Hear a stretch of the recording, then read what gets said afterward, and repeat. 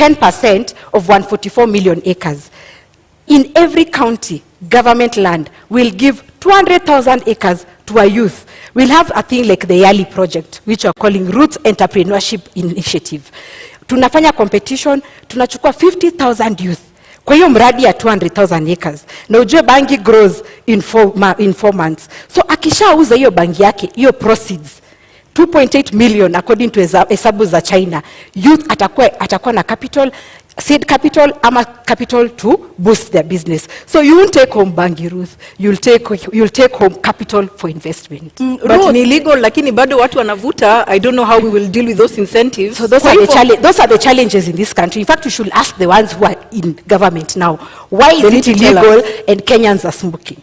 That's the question to them. Kwa hivyo Ruth, kwa wewe ni kuhalalisha kutohalalisha bangi au ni swala la maadili? Kutohalalisha, the constitution does not allow. Lakini unaona kwamba inahujumu maadili? Sorry? Inahujumu maadili au haswa tatizo lenu kama Agano Party ni kwamba bangi ni mbaya, haistahili kuhalalishwa au ni swala la maadili? Ni maswala ya maadili na si Agano Party, ni wa Kenya. Kama it is already legal, it is currently illegal. So how safe is it? How safe is it when we start taking it up? That means we are destroying a whole generation. We're destroying our children. I am concerned as a Kenyan. So you're being unfair to Ruth. You know Ruth cannot support her manifesto. So it's true atasema ni mbaya. Let me give you some 60 more seconds, Ruth. Yes. Is it a question of faith and values that drives your opposition to the Roots Party's manifesto and proposal to engage in marijuana farming? It is more values. It is more value and faith too, yes. It is more values and faith too. Because I'm trying to look at, right now, currently what is happening in Kenya right now. Nirudie statement. It is illegal. Lakini watoto wamejaa madhare. Wamama wanalia pale nje. So I'm wondering, how many are smiling? How many are going to smile? How many are educated out there to know that hii ni biashara, mtoto hafai kuvuta?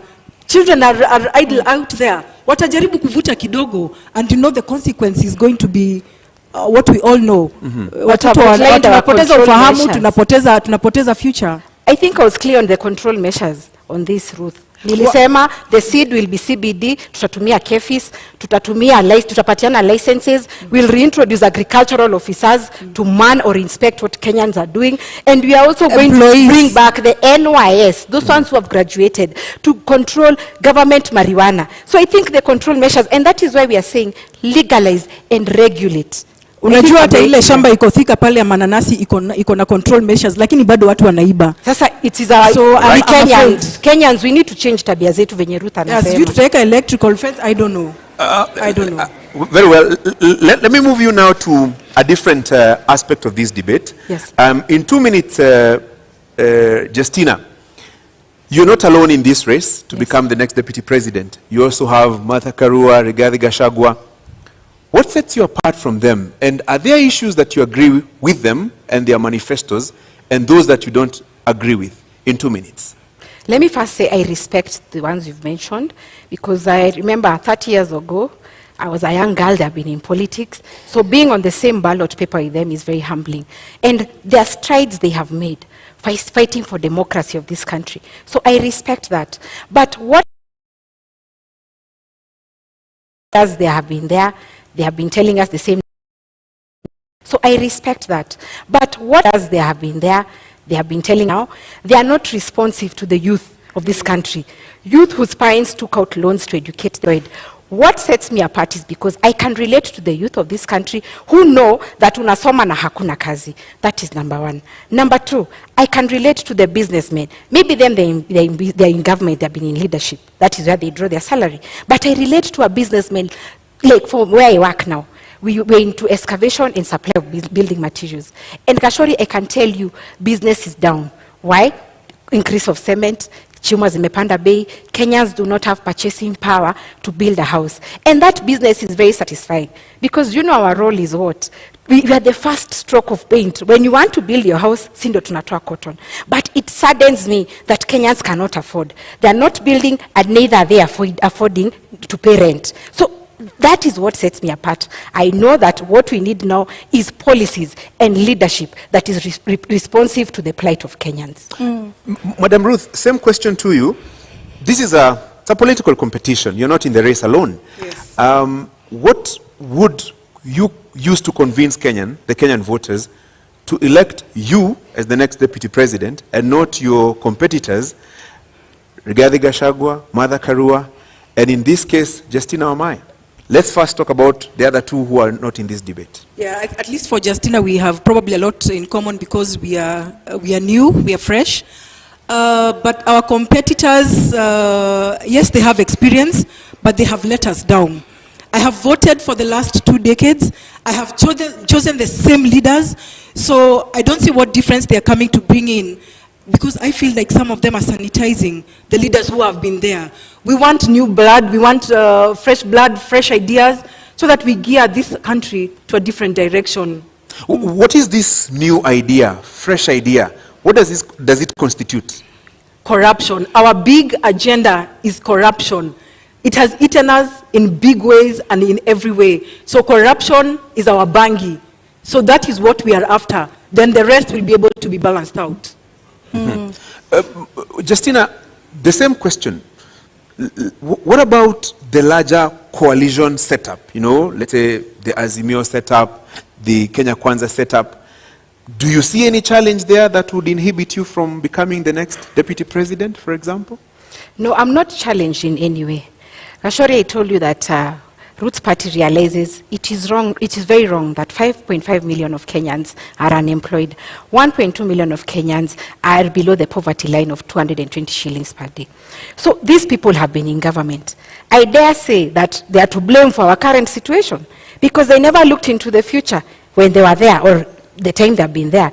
Maybe the future was telling them, legalize marijuana. It's going to set us apart in terms of competitive advantage. They didn't do it. So I'm not scared, because every individual Kenyan, it doesn't matter what tribe you are, what creed or educational background, everyone is suffering.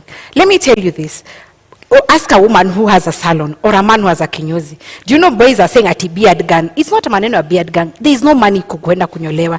So Kenyans are lacking. Unaona pesa mkononi, or the purchasing power iko chini. So I'm not scared because I'm amplifying the voices of Kenyans. Right. Bi Ruth, haswa kwa sababu umetaja maadili, umetaja ufisadi. Kwa kuwe unaelewa vipi sura ya 6 ya katiba? Maadili haswa kulingana nawe ni nini kwa dakika 2? Maadili, integrity, kwa maoni yako ni nini haswa? Unaielewa vipi? Maadili kwangu na kwa Agano Party is the intention to be transparent, is the intention to be trustworthy, an intention to be trustworthy to the Kenyans who have employed you.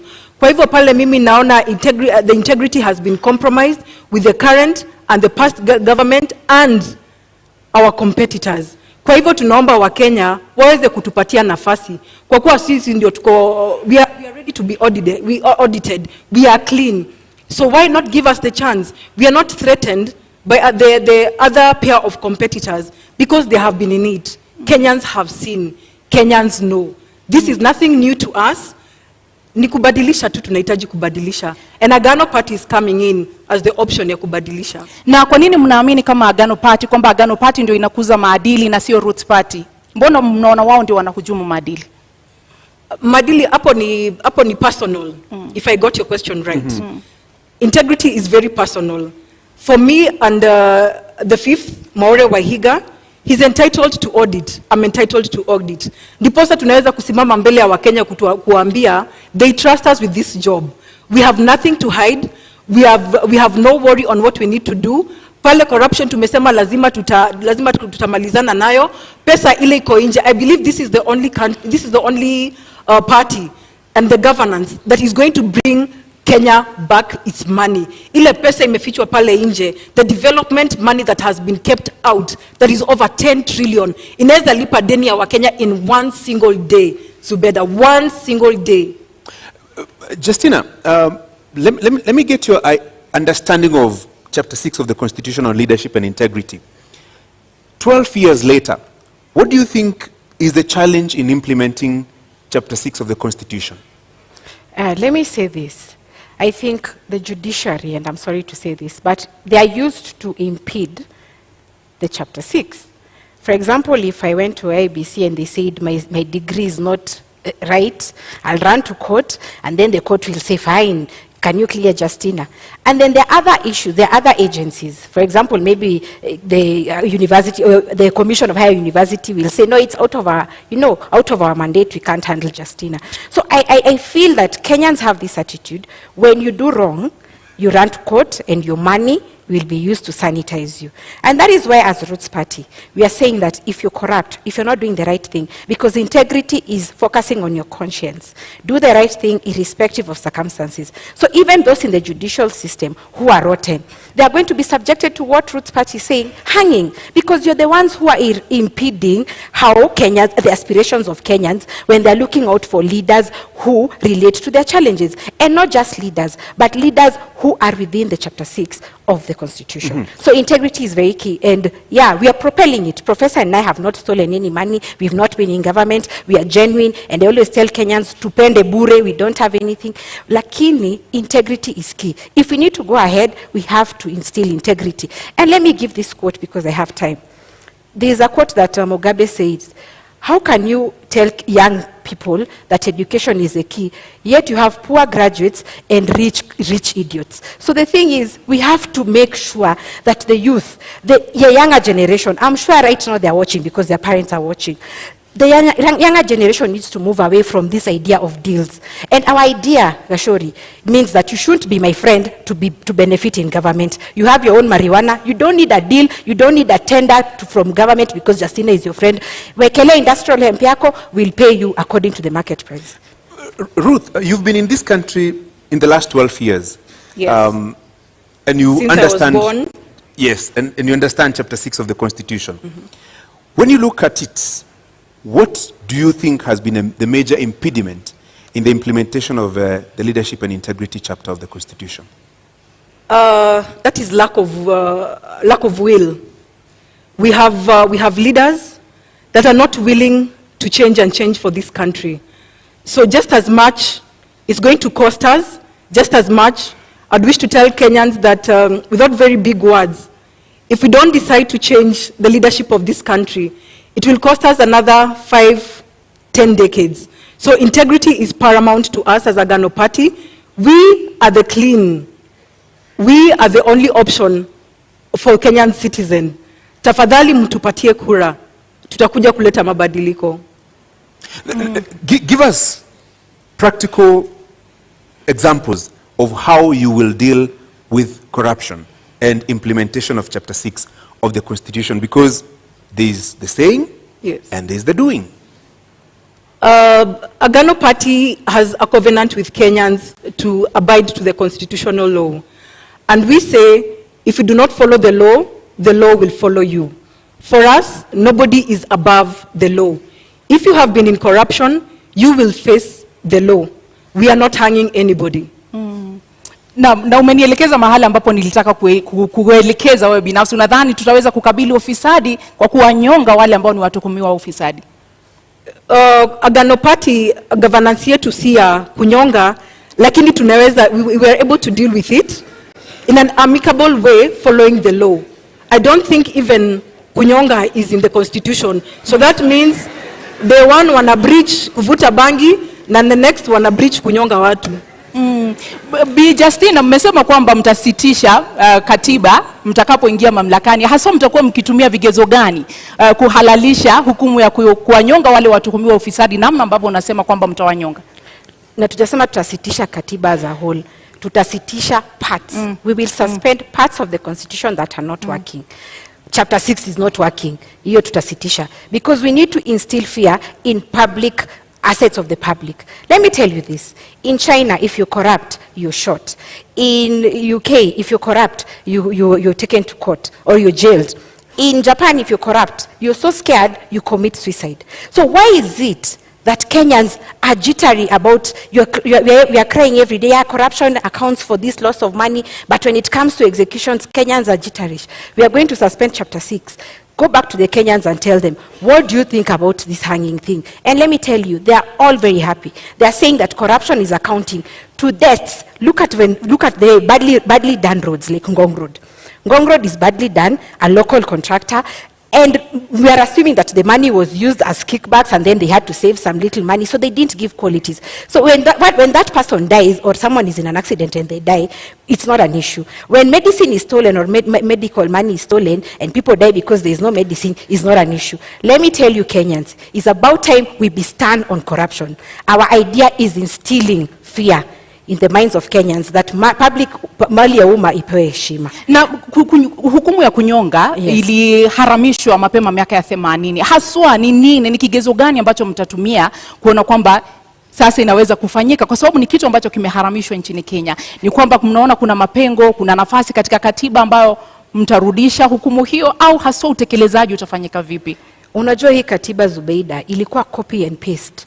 Watu walikimbia huko wanaona ati wazungu wanafanya aje. Nao wazungu ama wa China ndio wanakuanga na hizo UN conventions ati human rights issues. Kama kwao they are shooting, where are they curtailing us? And that is why I'm saying Kenya haipewi heshima. We need to be firm on this because sisi ndio tunajua shida zetu. Hakuna mtu wa UN ama nani who are feeling our pain. Sisi wenyewe ndio tunalala njaa, sisi wenyewe ndio tunateseka, hatuna kazi. So we are going to look at it as Kenyans. In fact, katiba kama ingekuwa inafanywa public participation, ingekuwa ingetranslatiwa in all tribes. Mtu asiseme ati because nani amesoma niko sawa. No. Ruth, the last time in this country somebody was hanged, a convict was hanged, was in July 1987. 35 years later, would you agree, would you support the hanging of convicts, and particularly those who have been found culpable of corruption? Francis, I'll go back to the law. We have a covenant with the Kenyans, we have a covenant with the law. The law clearly stipulates we are not allowed to hang. So what business do we have hanging convicts? There is a law that enforces corruption, the people who have committed corruption. So for us, ni kumaanisha wakivuta bangi on the 10th, one, that is breach of law. Sijui kama hanging is part of it, because it is breach of law. They have broken the constitution. So I don't think I would agree that we need to suspend part of the law. We just need to probably sit with experts if we need to revise. But I don't think we need to hang people's life. People deserve to live and be corrected. Give, for example, Anglo-Gleasing golden bag. Yes. Money was stolen in this country. So in your opinion, the Agano way, how would you do it if it's not hanging? It is law. They follow law. Which is? Si tunafunga. Wamefungwa. Watu Anglo-Gleasing. Sijaingizwa kwa ofisi. Tuingizeni Agano kwa ofisi muone. We will deal. That is the question. We will deal, but you know, if we are saying, why would we want brother? That is unplanned. Life is life, Ruth. Life is life. No, the Anglo-Gleasing, all this is planned. Mtu akigongwa na gari, that is very unfortunate. And God forbid. Those unfortunate instances, we cannot debate on because that. Of, sorry. We can't. Okay. Kwa hivyo Bi Justina, kama Roots Party, kwa kuwanyonga mtarejesha vipi mali ambayo wameiba? Mtatoa vipi mali ambayo imetumika vibaya, imeibwa, pesa ambazo mnasema zimefichwa katika mataifa ya ughaibuni? Ukinyonga yule mtuhumiwa, hiyo mali itarudi vipi kwa Wakenya? Na wacha niseme, atusemi mtu akigongwa na gari anakufa. Nasema people who are given jobs like to build Ngong Road for example, those people want to save on money. So the road design does not, they save money, so wana save pesa and wajenge barabara in a cheap way. But niseme hivi, there is a process, Zubeida. We are not just going to pick someone at because media imesema is they are corrupt. We are going first to kuongeza mshahara vizuri, judges, policemen, we have to increase their salaries because they are bet. However, there is a judicial process, a fair hearing. Go process ifanywe na tukusikize. Na pia tunapeana caution. It's not like the chicken gate case in the UK. Hapa Kenya taijaisha. So pia watu wa judiciary, they will notice they have to speed up this nini. So kutakuwa na hiyo wapelekwe the process. We have to get the assets back. We have to recall the assets na pia waende wakanyongwe. Ruth, sijui kama wote watakubali because if I know I'm being hanged, so why should I tell you mali iko? There is the process. There is a judicial process. Maybe the first two might be caught with the process ya rudisha mali alafu tunanyonga. But someone else will think, kama unataka kuninyonga, finish me, wacha wengine wakulie hiyo pesa. Okay, so I don't think I would justify that. But for us, we are saying the corrupt, we will go even for the big fish. Sisi hatuogopi, tunataka pesa irudishwe, ndio imeweza kuumiza economy ya hii country. We have, our president is planning to give a moratorium where the Kenyans who have stolen our money, wameficha development money, warudishe, wanapatiwa nafasi ya kurudisha. Hapo pale mtu anapitisha ile wakati umewekwa, so from there, the law takes its course. In 2002 there was such. Why has it not worked? I Maybe in was your not- opinion, I'm I not was saying not because the you're not deputy in president. government, Yes. Ruth, but you need to show Kenyans that you understand. So, it was there in 2002. What you need? Problems, leadership problems. Because you seem to agree on the seriousness and the challenges of corruption in our country. Yes. Given an opportunity, Justina, in 2 minutes, given an opportunity to be the next deputy president with the government that you will form with the presidential candidate. I said, the three arms of government they are being threatened. How? The independence rather is being threatened. When, for example, the executive says this, someone runs to court, and then the process is stopped. That is the backdrop of why we are going to suspend the Constitution. But yes, administration of justice is there. But again, has it worked for us?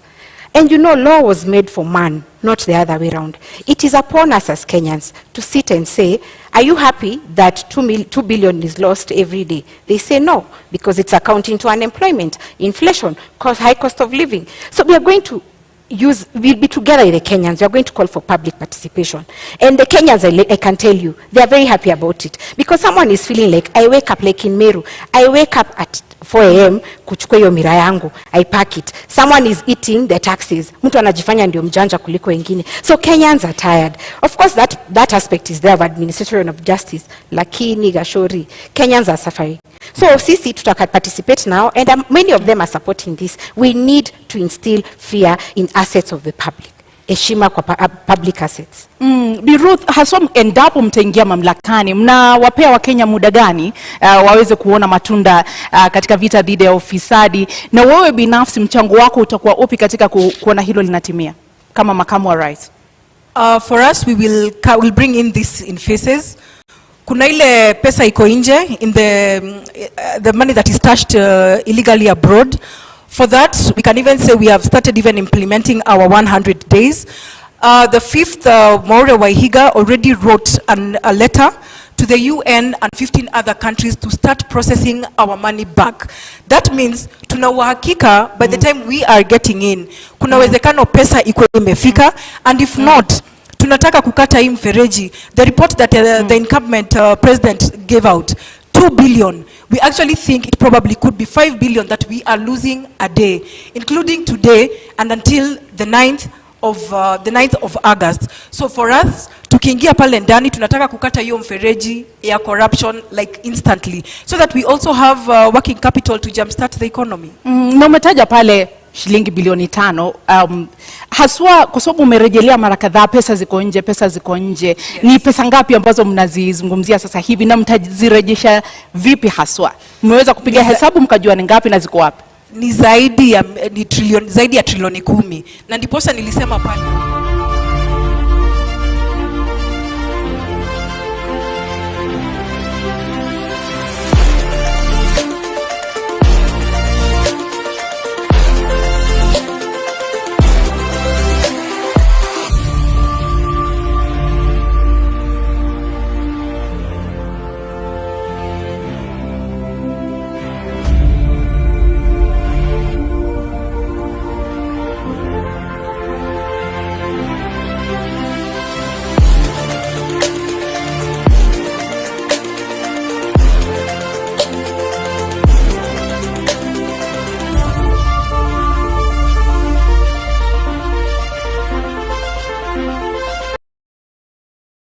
Hizo pesa, na unaamini kwamba ni trilioni 10 ambazo ziko nje? Okay, one thing I'm happy about, sababu Ruth and I agree that corruption in affect wa Kenya sana. Lakini mikakati zao are not practical. They lack the how question. How are you going to do it? Utanishurutisha aje pesa yangu iko huko Swiss account to return it? How are you going to force me? Kwa hivyo the idea is good, but it's just an idea. It lacks practicality. Moratorium. Tumesema tunapatia na moratorium. You know you have money outside there. We give you time to repent. Sisi Angano tunapatiana time to repent. You won't force kurudisha pesa. And remember, we have external and internal. We have external and internal. Kwa hivyo pia hapa ndani, that's what I'm trying to say. We have already commenced the process ya kurudisha ile pesa iko nje. Hapa ndani, the local individuals, we will give them the chance to return, so that if they don't do that, sasa the law takes its course. Hapo, in another 30 seconds, Ruth, when you say pesa ziko nje, give us specifics. Let me give you a minute actually. When you say pesa ziko huko nje, do you have the specifics? This amount of money is in this country, this amount of money is in another country, and is taken there by so and so. Do you have the specifics? I may not be having the specifics, but we know the big fish that is having money out there. So, yes. Justina, pesa ziko huko nje? Do you believe kuna pesa huko nje? Okay, I believe juu tumeambua Pandora box kwa media, but sisi tunasema yaliyopita si ndwele. Kama mtu tushajua huyo mtu tutampeleka through the judicial process, we are going to recover their assets. Kwa hivyo pesa ziko huko nje, after the judicial process tutarecover. But mimi niseme hivi, there are so many injustices in this country. Anglo leasing, hizo zote, you know, post-election violence zote zimefanyika. Do we hold on to the fact that we shall never forgive? We want to punish people. I think we should take the direction of Rwanda. After everything that happened in the genocide, tukae hivi tuseme wenye wamehangiwa na we have recovered assets, ni sawa. Mwenye amekata ahame Kenya because hatutaishi na yeye. But the fact remains, let us adapt a forgiving nature, put in firm policies on how to deal with this, and finally give the opportunity. I said people are corrupt because of a mentality called scarcity mentality.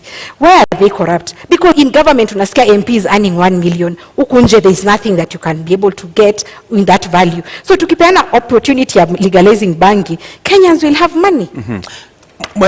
Maybe niongezee ni kusema, we are not saying we will not forgive anyone. Ukisema utarudisha pesa yetu, we have no reason, we do not have any reason ya kukupeleka ahead na kukuingiza ndani. We just want Kenyans to bring back development money. Sijui venye wao wata jumpstart economy, but that is a long-term strategy for us. Pesa irudishwe ndani. Tunapokata mfereji na inapoteza pesa 2 to almost 5 billion a day. Tutapata nafasi ya kuweza kutengeneza our economy without having unnecessarily borrow more money out there. Kwa sababu nikisikia venye anasema, then that means wataongeza loan ile tuko nayo sahi. Roots Party is fighting to pay off the loan. The loan as it is 9 trillion Kenya shillings or 70 USD. 70 billion USD. Our idea is this, Ruth. Marijuana or industrial hemp takes 4 months to grow. And I gave an example that Kenya government owns around 14 million acres. Tufanye pilot test ya Kulalu Galana. In 4 months tumekelea industrial hemp. In 4 months we are going to be able to recoup 6 billion USD. So we are going to be in the process of paying. Hata tukisema Kulalu Galana ndio tunalipa nayo. In 3 years 6 months tutakuwa tumelipa deni hiyo 9 trillion. Lakini tuko na shamba, we have times 14, you know, 14 million. So we are going to know how we are going to appropriate this land. But niseme hivi, our idea, and I tell Kenyans, I'm here to tell you the truth, the economy is messed up. You need an honest leader who tells you it's not going to be easy. But our idea is that don't even question us at the first 100 days. That one will be lying to you, atutafanya. But in 1 year, ask me as Justina, did you achieve to get the 50,000 times 2 youth who got 2.8 million each? Because I said marijuana takes 4 months, 4 to 6 months to grow. Right. So in 1 year, tutaweza kufanya hivyo. Ruth, let me now introduce a discussion on the cost of living. Yes. And I want to give you 2 minutes to tell us, in your understanding, what is the driver of this rising cost of living? And if elected president, let's say in the first 100 days, what would be the Agano proposals to reduce the cost of living? I agree to what you're saying, and I think the 100 days for us, we will repeat that our agenda is corruption. Cost of living has been affected by corruption widely. And if we deal with corruption, I think Kenyans will smile back at us. And the first 100 days, one that was implemented yesterday, na ninajua unga haijateremka, 2 weeks ago, on our manifesto we launched that. We will introduce the subsidy of maize. It was introduced yesterday. Na Wakenya wameambiwa to wait for 2, 3 to 4 weeks for it to be felt. Jana nimepitia kwa supermarket, bado unga ni 230. So for us, we still have to bring the subsidy for Kenyans to be able to eat, because a hungry nation is an angry nation. For us, we are also planning to implement the pay cutoff of 50%. I know you'll want to ask where the deficit is going to come in. Our repayment period for the loan is 1.3 trillion. And the financial year, the last financial year, KRA reported that the payment that was done through the payee was 461 billion. So if we cut off the payee by 50%, that is 230 billion deficit. If we come and cap the repayment period, the repayment of the 1.3 trillion, kumbuka tutakuwa na ile extra 300, ile tutakuja kusongesha pale kwa payee, so that we are able to run our activities as usual and even have a small surplus of 7 billion to run with. That being amongst them. Do you agree with her and the proposals to reduce the cost of living? Okay, first, I can't agree with her, definitely, but cost of living is occasioned by inflation, number one. Too few goods, but there's too much money in circulation. Number two, taxes. When manufacturers have the tax burden, they push it to the consumer, and the consumer is not having any salary increase. So that is the reason we are having this. So let me say this. We are not going to do the 100 days, that's a lie. But you ask us after 1 year when you get into office, that one, we are going to widen the tax base. Why? I said marijuana is used in 9 sectors, across 9 sectors. Example, paper. We are going to give life to pan paper. Pan paper had been given life, but again, the logging law came in, so they don't have raw materials. We'll have marijuana that will be used for that. So our idea is to drive local economies whereby a Kenyan, instead of importing something from China, like the people of Nyamakema, their stuff was burnt for lack of quality, let them organize themselves, have local industries. If it's textile, plastic, paper, printing paper by this is very expensive. So when we have local economies, we are going to widen the tax base so that a corporate tax shouldn't be 30%. We can lower it because we have more in the tax net.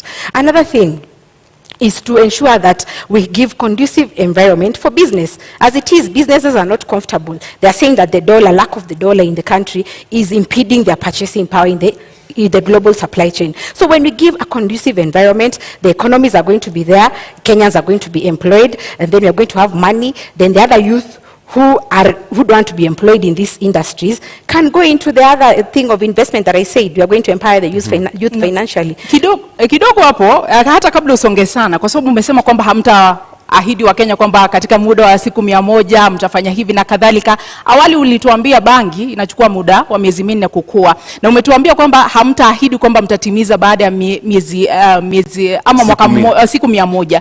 Kwa hivyo yule Mkenya anakutazama sasa hivi hawezi kumudu gharama ya kununua pakiti moja ya unga. Kwa hivyo unamwambia nini? Huyo Mkenya nitamwambia that the truth is tumeteseka miaka 30. 1 year tunaweza vumilia, but we are putting in, Kenyans need an honest leader. As it is now, hii maneno ya kusarakasi na siasa is what is getting us here. We are being honest. We are saying, of course, they have put in the unga imeshukishwa bei. But sisi tukiangalia the truth, marijuana also gives flour. We can look at alternatives to the challenges. If maize flour is costly, then marijuana flour can cook ugali, can cook chapati. And then cooking oil, the seed produces cooking oil also. So we tunaangalia kama hii ni expensive, we are going to use this. So the alternatives. So mimi naambia Mkenya, hatutawadanganya. Tumedanganywa miaka nenda miaka rudi. We are telling you the truth. Question us after 1 year. Birut, unaona Wakenya wavumilie, watumie unga ya marijuana, watalala njaa 365 days from the 9th. But they know the truth.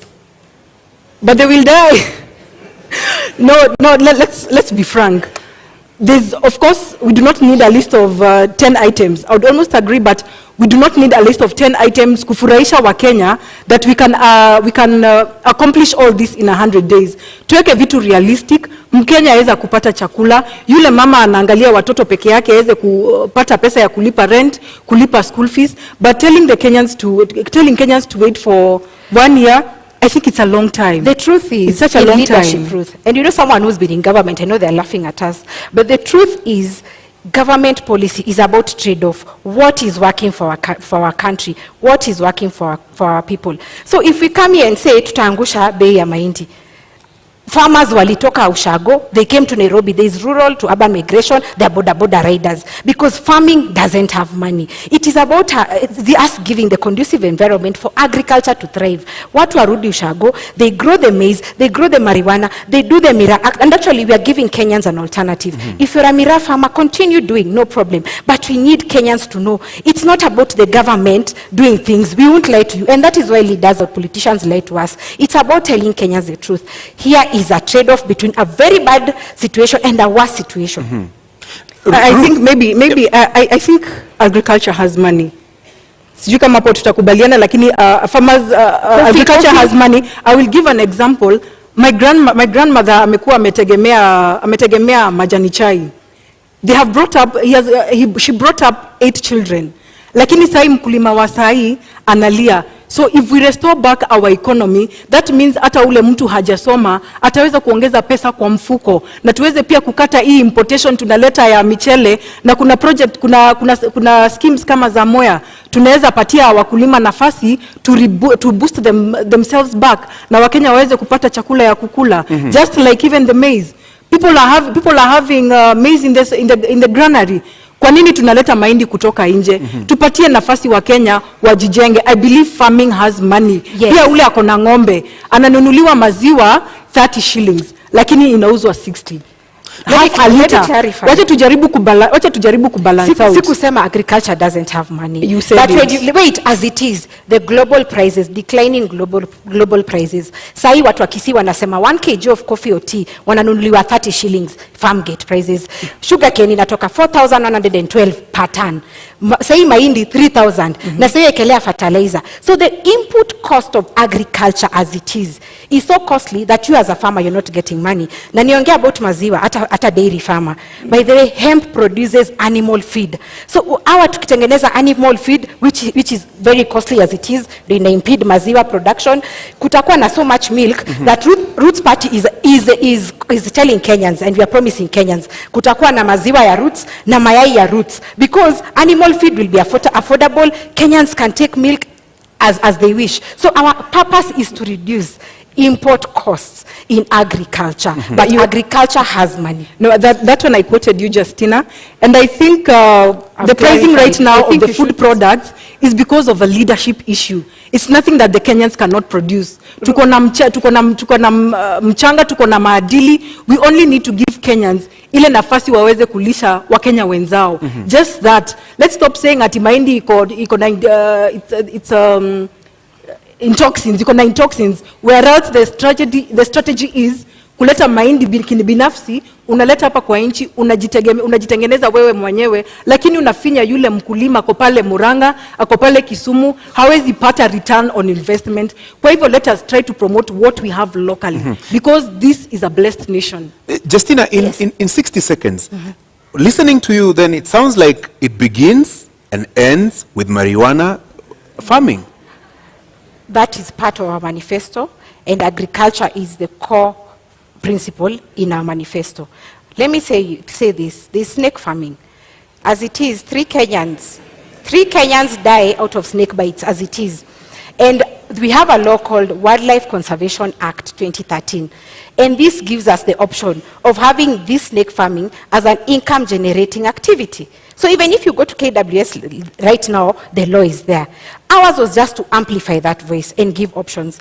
Like I was saying, 3 people are dying every day because of snake bites. And why? The antivenom we import in this country is from South Africa and India mainly. But there are over 3,000 species of snakes in the world. So maybe the snake that will bite you didn't have that antivenom.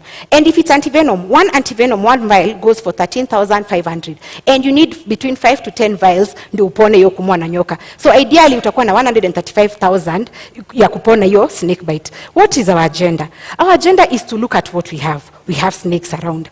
1, we'll have the venom industry.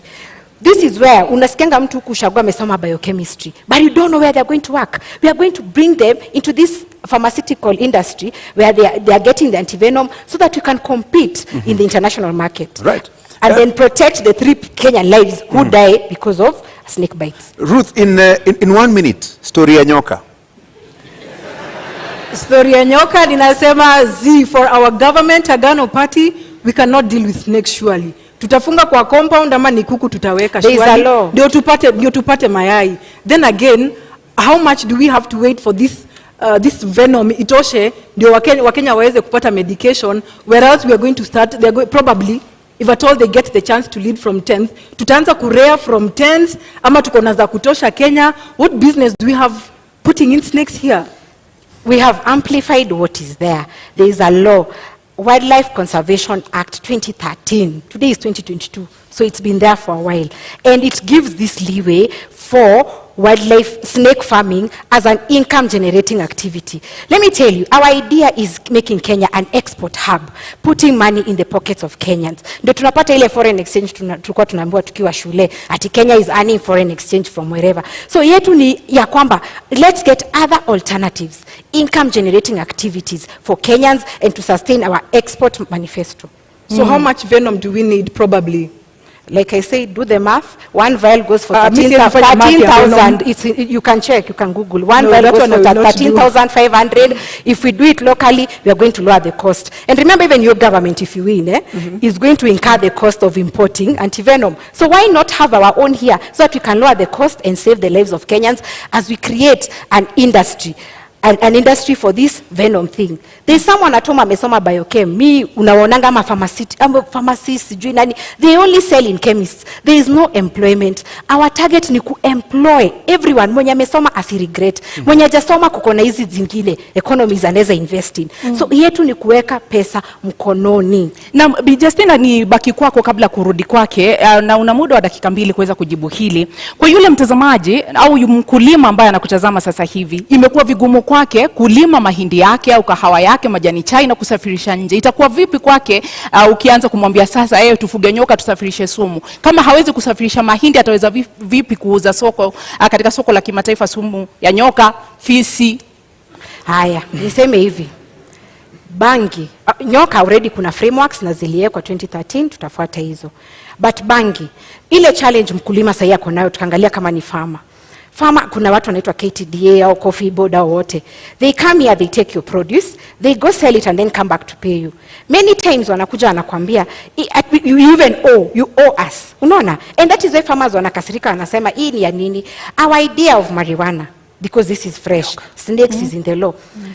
Idea of marijuana is we are going to cut down these brokers, these KTDAs atuataki. Hii tunasema buyer representative anakuja kwa gate yako. If you've sold 50 kgs, we are going to ensure ananunua according to the price, market price. You're given your money cash, as opposed to venye KTDA inapatianga farmers annually. This farmer needs to educate their children, anataka kusustain maisha yake. That is why farming is no longer lucrative. So we are going to cut off the brokers au watu wote wako katikati, na buyer representative kama ananunua, anakuja kwa farm gate, anachukua produce, anapatia cash, unajipanga na pesa yako. Na hao nyoka wataiko wapi? Ni kwamba mtajenga vibanda. Unajua sasa hivi ukienda kule mashambani, kila mtu ana mahali ambapo anaweka kondoo, ng'ombe. Kwa hivyo sasa utajenga pia panyoka, fisi na vitu vingine. Na hii agenda yetu inaleta msisimuko. But I'm happy because Kenyans are opening up their mindset. Maneno ya nyoka. There is the Wildlife Conservation Act 2013 that stipulates the process and the procedures and the systems. KWS itakuja kwako. You show interest, yeah? Expression of interest. Before they give you a license, wanakuja kwako na wana inspect. So hiyo sitaongelea sana because already the law was passed by parliament. But this is the idea. Unaenda express interest, unaambiwa before upewe license, they have to inspect your premises. Can you afford? So we are going to use KWS, and Kenya is not devoid of experts. Wako watatusaidia on how best we can cash in on this. Na nimesema it is being done because we import venom from South Africa and India. They are doing it. Why not us? Ruth, utafuga nyoka? I think for Agano party, our governance, we leave the snakes to the zoo. Tunakuja kuziona, tunaziangalia, tunasoma. That's good for us. Pesa nayo. Justina, yes. I'm looking at this from a practical point of view. Yes. If you want to introduce, let's say, tea farming or maize farming, you give farmers seeds, fertilizer, and everything else. So what will you give to somebody who wants to engage in snake rearing? What will we give? Yeah. Like I said, Gashori, the law was passed in 2013. KWS, we are not doing it at Yas Justina or Professor Wajakoya. No, there are regulations in place. Hao ndio wataenda na KWS will advise them as it is, mali watatoa hiyo nyoka. Because there's already a research process in place. Wako hapa Ngong Road. Ni a government, it's government owned, ni na support KWS in this process. So what we are saying, hatutapeana nyoka. Justina Wamae or Wajakoya won't go and give snakes. No, we will work with the experts. And Kenya haikosi our experts. We will work with KWS. But the fact is, we have amplified the voice that this is an alternative income generating activity. Una la kuongeza kabla tu? Naona KWS wako na kazi mingi ahead of their government, ya fisi na ya nyoka. For us, we are safe again. We leave them in the zoo. They were expecting, the law is there, the Wildlife Conservation Act 2013. Those were just my remarks. Yeah. Naam, tuingie katika mada yetu ya mwisho katika mjadala huu wa leo ambayo inahusu kinyang'anyiro hiki ambapo kipo, namna siasa zinavyoendeshwa. Kwa mtazamo wako Bi Ruth, katika muda wa dakika 2, unapoangalia jinsi kampeni zinavyoendeshwa, jinsi uongozi unavyoendeshwa humo nchini Kenya, kama mgeni katika ulingo wa siasa na katika masuala hayo yote, ni kipi ambacho unaona kinastahili kubadilishwa katika namna tunavyojiendesha? I would say that I have been a leader. One, I will not call myself a new politician in this field. I have been a leader from the time I was a young girl. And I almost actually got into the Nairobi gubernatorial in January 2021, a governor with David Mwaure. Lakini Kenyans and Nairobians know what happened. Iyo maneno ilisimamishwa. So what I would bring in different is to ensure that we get rid of this PR. Tumedanganya wa Kenya for too long. People have been asking hauna experience, but if the cost of experience is what has happened over the years, I'd rather come in as the new option. Mtu le amebadilika, mtu ako trustworthy, mtu ako na nafasi ya kubadilisha maisha ya Wakenya, kushughulikia wanawake, kupa wanawake sauti, even the youth. Wanarika pale nje wametengeneza jobless corners, but tunasema tunahitaji experience. No, I refuse what the stereotypes are talking about. Ninasema sisi tunakuja kuleta mabadiliko. Amkeni wa Kenya, tunakuja kuleta mabadiliko na uongozi mpya katika hii nchi. Ni baadhi ya mabadiliko kama yapi ambao unapendekeza Ruth? Kwa sababu unasema kuleta mabadiliko yapi? What should change? Corruption, Francis, corruption is big on us. You know, we cannot be able to change agriculture without curbing corruption. We cannot deal with sports. Look at what happened to Ferdinand. Ni corruption imefanya hii maneno ifanyike. He's a champion. He's going to represent a country. Lakini kuna wale wanatangulia kabla yeye. The person who is supposed to be bringing glory back to us is the person who is last. Is given last priority. Kwa hivyo haya mabadiliko sisi ndiposa tunaegemea upande wa corruption, because it is a cancer in this country, and we need to get rid of it. Let me give you some 60 more seconds. Haya mabadiliko unayozungumza, how will it affect health? How will it affect the young people who have no jobs? How will it affect infrastructure development na mambo kama hayo? Tukipambana na corruption, tutakuwa na operational capital. Remember, we'll be able to create jobs for the youth. Kuna wale wamefanya degree, 2,000 of them probably after every year wana graduate, hawana makazi. Wakienda kutafuta kazi, they're being asked for 3 years experience. It is not bought over a shelf. Tunataka kupatia the graduates nafasi waweze tunapatia graduates nafasi kuweza kuingia kwa makazi with a minimal experience with a minimal experience, which means tunaweka mikakati ya kuweza kuwapatia nafasi kuingia immediately after graduation. There's a graduation program. Na watu kama wa informal sector, tunamsha the industries that have been dead. During COVID, we got to learn that we can make masks we can make locally masks. Kwa nini bado basi tunazileta? To employ wanarika walipo hapa ndani waweze kutengeneza mask. You can imagine we're even importing toothpicks. Situpatie wanarika in the informal sector nafasi waweze kujijenga pia. Justina, what should change about our way and mode of doing politics? Let me say this about health. Ukiangalia as it is, if you have for example, you're told to come for an MRI, to get an MRI scan or dialysis, ukiwa Turukana, you have to come to Nairobi for NHIF to to give you authorization for that. Assuming you're very, very sick, so you have to come with someone, you travel from Turkana to Nairobi. Up until 2018, it was working. I don't know why it stopped. You come here to Nairobi, maybe upate watu ni wengi kwa NHIF office, so uende bado ulale, there's cost of even kuspend in Nairobi, and then you go back. What I'm thinking, the change we need in Roots Party, what we are pushing as Roots Party. Number one, NHIF zote in all localities and branches, can they authorize this thing? So that kama ni dialysis, kama ni MRI, we were told that machines were bought. Why should they come to Nairobi all the way from Turkana or Mandera for authorization in Nairobi? So that is the change we want. Number two, doctors are professionals. They should also have their own health service commission. They have been fighting for this. So as Roots Party, we are going to push for that. Wacha wajipange kama Judicial Service Commission. Because health is very, very paramount in this country. Another thing which borders on devolution. Our idea as Roots Party is that we've seen that 15% is not possible because national government is not able to give county governments, and county governments are crying. When we say we are going to suspend the constitution, that comes into chapter 11 of devolution. What we want is for the counties, they are already organized in caucuses. Wajipange, they get their own revenue, wagawane according to their regions. They are only going to give national government ya roots 10%. Iyo, a doctor wa county atalipwa, suppliers who've been auctioned because they have not been paid watalipwa. Unaona, and service delivery ya county will be manageable. So that is the change we are pushing as Roots Party. Na Bi Ruth, katika kauli yako ya kumaliza una muda wa dakika 2, ni kipi ambacho mtakifanya tofauti na utawala ambao upo sasa katika kauli yako ya kufunga? Wakenya tunaleta transparency. Wakenya tunaleta uongozi mpya. Tunakuwa, we are the new broom. We are the people who are coming to clean up the corruption. We are people who are coming to stabilize the economy. We are concerned about our youth. We are concerned about the women plight, just as like the disabled, the people with disability. So give us the chance to take care of you. You are our bosses. It's paramount to know that you are our bosses. You are not the subject. So give us the vote and we shall bring in the change that we have been talking about. Kauli yako ya kufunga, Bi Justina. And I called for mindset change when tulikuwa tunaanza hii debate. Kenyans, let us respect the media owners. They have organized this debate.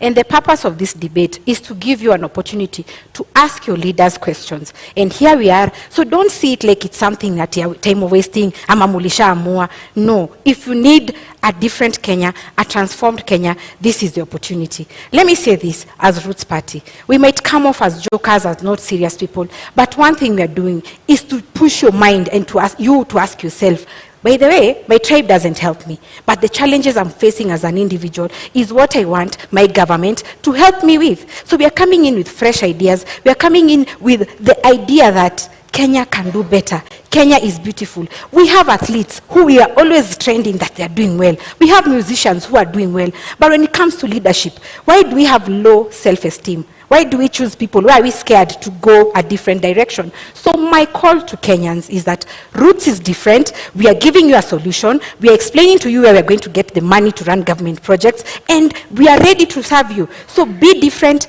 Don't feel like anyone owns you. Don't feel like you're doing someone a favor. And for the 44 million undecided, I hope I've convinced you. And the ones who are decided, I hope I've converted you to vote for Roots Party, because this is the government and the party for the future.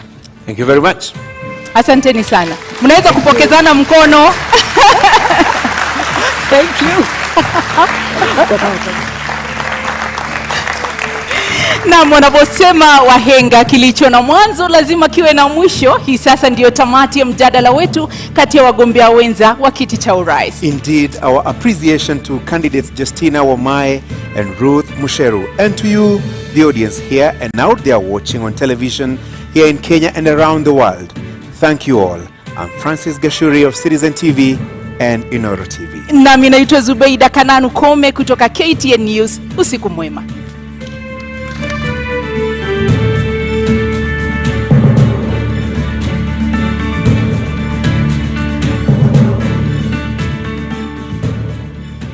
Thank you for staying with the Deputy Presidential Debate. Debate 1 has just ended just moments after Justina Wamai of the Roots Party and Ruth Mutua of the Agano Party faced off there in Debate 1. Debate 2 is kicking off in just a bit, but my panelists are still here with me. In fact, some of the leaders are already here, within the vicinity. We're waiting for Martha Karua, Azimio la Umoja, One Kenya Alliance, and Rigathi Gachagua, who is from Kenya Kwanza, who's just arriving for the Debate 2, which will kick off in the next 1 hour. And I'll be crossing over to Ken Mijungu in just a bit, and Michelle Ngele was standing by for that conversation shortly. And my panelists are still with me. Professor Alfred Omenya, urban planning expert, is changing places with Professor Gituro. Nerima Wako, executive director, Siasa Place, is still here. Dr. Nancy Baraza, former deputy chief justice, is still with us here. Saska Labarakwe, public policy expert, is also with us.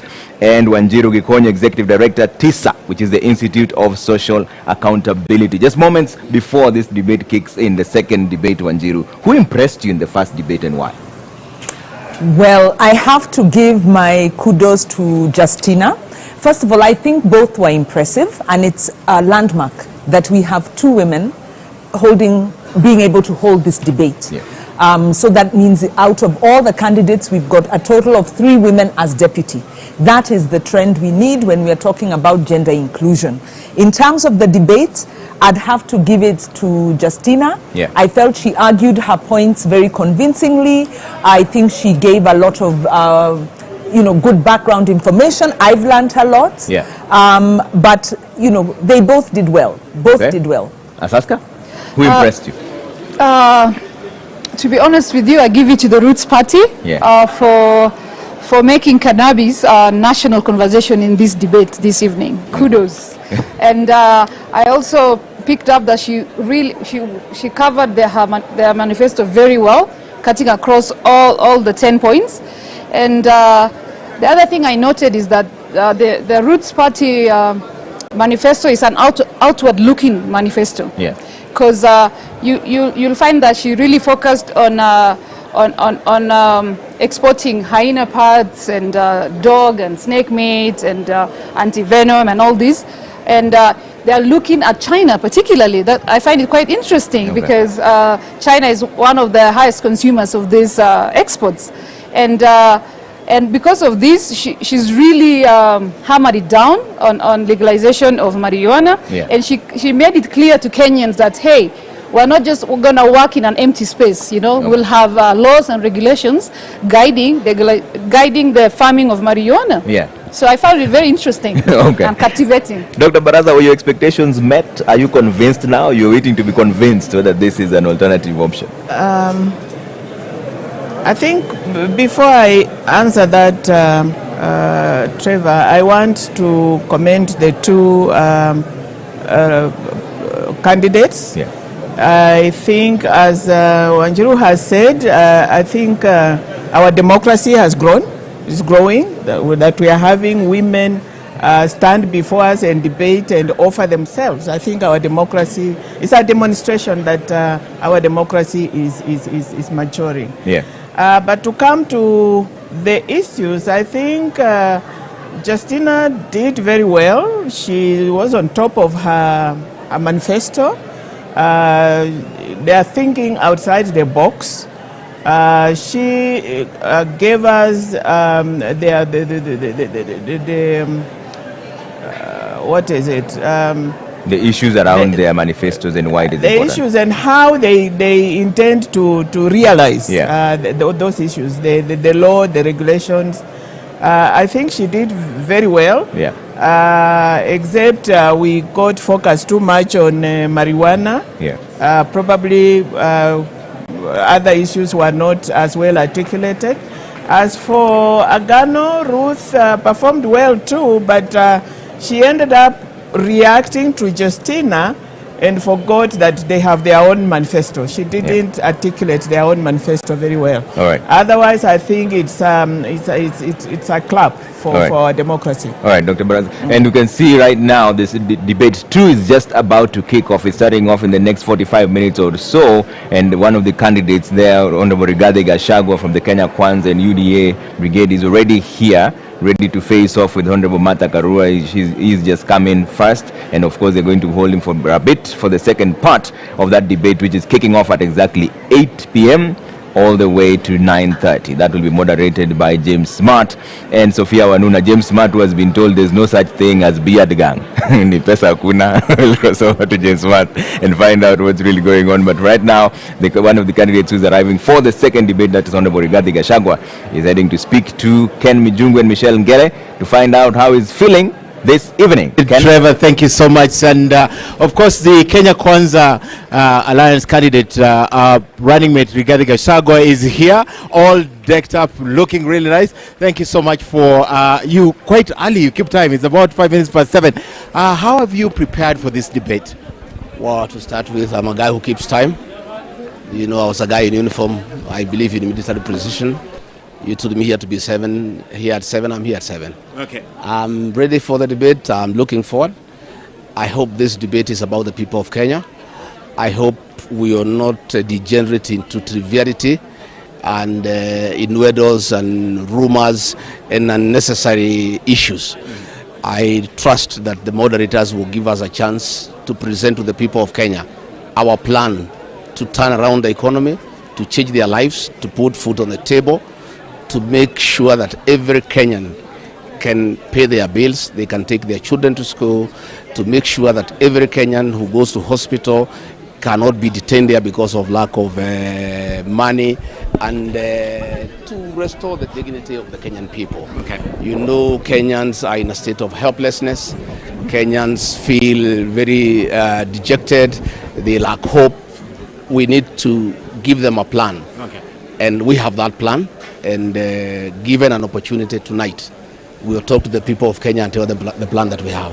Very, very interesting. But as I let you go, because you need to take a little rest before you take to the podium, you are prepared for this debate. You have been going around campaigning for Kenyans. But how do you feel being here tonight? This is the day, you know, because obviously prepared for it. I feel good because I'll have an opportunity to talk to many Kenyans who don't come to public rallies. There are many Kenyans who, because they are working, they are busy in business, some outside the country, they don't get time to attend public rallies where we have been pushing our agenda and explaining to the people of Kenya why they should give Dr. William Ruto and I a chance to change their lives, to restore their dignity, to give them hope, to inspire them. Right. And those are the Kenyans I want to talk tonight. And I trust and pray that the moderators will not be trivial.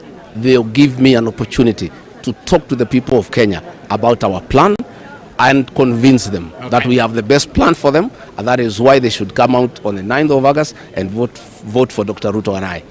All right, Rigathi Gachagua, running mate for the Kenya Kwanza, all the best as he walks in to now take his position. And Trevor, very interesting, he's a man who keeps time, and he says he's ready for the debate, and I know we are also ready. Over to you, Trevor. Thanks, Ken. We're absolutely ready for debate 2. This is just moments after debate 1 has just finished. Justina Wamai of the Roots Party and Ruth Mutua were facing off. Now debate 2 is kicking off in the next 45 minutes or so. That's at 8 p.m. They're going all the way to 9:30, and the first candidate has already arrived. That's Honorable Rigathi Gachagua. Nerima, coming to you now, just post the first debate. Who impressed you and why? Well, I would have to say that as well. I agree. I believe it was Justina Wamai. You could clearly see in the way she articulated herself that politics is something that she is well versed and used to. She was able to use very personal stories. She identified with the people, the audience. A lot of times with her responses, you could hear the audience chiming in and laughing. But also the fact that she had tried to stand in Mavoko and also applied for a permanent secretary position. It shows you that even in her articulation of responses, she could see how things work within the counties. Okay. And Nerima, I'm going to ask you to hold that thought. Now the interruption comes to you for the first time. At least that's one vote on your side. Let's go over to Busara Naman, who's standing by with Justina Wamai of the Roots Party. Post the first debate and let's find out how she's feeling. Busara? Naam, mtazamaji, bila shaka duru ya kwanza ama awamu ya kwanza mdahalo imetamatika na tayari tunajitayarisha kwa awamu ya pili. Lakini kabla hatujajitosa katika awamu ya pili, ni lazima tuweze kujua jinsi mambo yalivyokwenda katika awamu ya kwanza. Na hapa nipo na mgombea mwenza ambaye ni Justina Wamae, na pengine tu ningependa utueleze, je, unahisi vipi baada huo mdahalo? Na je, unahisi kwamba umeweza kuwashawishi wa Kenya? Asante sana Busara kwa hilo swali. Nikiingia hapa nilisema kazi yangu itakuwa ku-destigmatize Roots Party manifesto na believe nimefanya hivyo. But wacha niseme hivi, Kenya imebadilika, wa Kenya wanataka leaders who understand them. Na ndio maana ilibidi nifanye a lot of research na ni present well ndio wa Kenya watuelewe. Another thing, Mkenya wa leo si ule wa kitambo. Nilipokuwa mdogo nilikuwa naona wanasema women in politics are not married. So the men in this country wako progressive, watasupport ideas, hata women empowerment ideas, and I need to thank personally my husband, my spouse, Bwana Alex, tuko naye huku kwa kunipatia hii opportunity ya ku choose and do what I love, which is public service and leadership. Nimefurahi sana. Naam, asante sana kwa kuja, asante kwa kuitikia mwito. Na mtazamaji, kufikia hapo na ningependa kumpisha mwenzangu Nimrod Tabu naye atueleze upande wake kuko vipi. Karibia kaka. Naam, asante sana Busara. Bila shaka nafikiri mgombea mwenza ameeleza vizuri. Ninaye mgombea mwenza pia mwingine alikuwa hapo katika jukwaa, Bi Ruth Mutua. Nafikiri pengine hisia za kwanza tu ulipowasili na mpaka sasa. Je, unasikia fursa hii umeitumia vizuri kuzungumza na wananchi? Manake kuna wengine ambao pengine walikuwa hawaja kuona kwa muda mrefu, kuchukua majukwaa kama haya na kuzungumzia manifesto. Hii nafasi nimeifurahia, and I thank the Media Council for the opportunity that you've given unto us. We are not really competing against each other. Tumekubaliana na Justina, tumekuja kuleta the manifesto. What is this government coming to do? I have loved the interview. It was interactive, but not siya kuleta mtu chini ya kumuonesha this one is better than the other. Na pia ningeweza kufurahi kushukuru familia yangu, pia mimi bwana na watoto wamenishikilia for even this first time of a race. Nasema ni asanti. Bila shaka tunatumai kwamba umeweka msingi wa yale ambao mnataka kufanya hata siku za usoni, lakini asante sana kwa muda wako. Bila shaka tukiwa na migaragazano kama hii tutakuwa tunatafutana na nyinyi. Haya basi, ndio kama ulivyosikia mtazamaji, wagombea wenza wote wakifurahia fursa hii kuweza kuzungumza na wananchi na kuuza sera zao kwa wale ambao walikuwa bado hawajakuweza kuwafahamu ama kuwaelewa zaidi. Lakini kwa sasa hivi tunakwenda kwake Trevor Ombija, bado wakili na wachanganuzi, kuzungumzia tu awamu ya kwanza na pia matamanio na yale yanayotarajiwa katika mdahalo wa pili. Asante sana Nimrod na Busara there, but we come back to you. You're finishing your thoughts on why Justina is the one who impressed you. Yes. So basically she said it herself just now, where she said she's passionate about public service. Yeah. We saw that. She was able to bring it out. But also her opening statement, where she talked about, Kenyans, open your mind. So Roots Party is definitely different. We saw the difference. And she also closed it with Kenyans, open your mind. Okay. And I think that she has managed to do what she came to do. Yeah. People are asking questions on, can industrial hemp make a difference to our economy? Yeah. She has left Kenyans actually thinking about it rather than completely negating it. And so I think she has won this debate today. All right. Prof, were your expectations met, and who impressed you this evening? Thank you. Yeah, thank you, Trevor. I think my expectations have learned to make them very, very low, so they were met. there's no doubt about that. I think I really liked Justina and Roots Party. Yeah, because I like them not necessarily because of the issues they responded to, but as the other panelists have actually highlighted, as our democracy expands, we will be having different types of parties, pushing for different types of issues. And I think for the first time we are seeing a fringe party, being on the national agenda with a clear issue. Yeah. And that issue is actually legalization of industrial hemp. And yes, whatever the case, whether we discussed hemp for too long or whatever it is, I think Kenyans learned a lot about that one single issue that Roots Party and Justina brought on board.